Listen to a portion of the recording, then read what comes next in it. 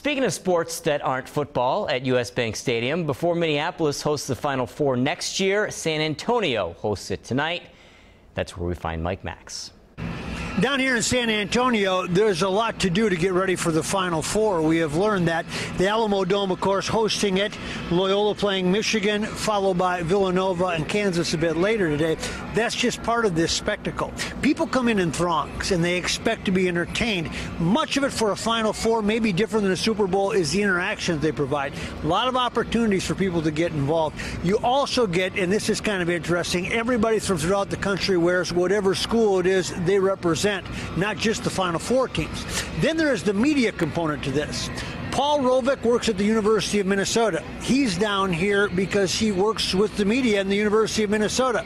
So his job will change next year when the University of Minnesota is the host school. And that is a daunting task. Paul, what's the University of Minnesota's responsibility next year when it comes to you? How do you work with the NCAA? How does it work for a host school?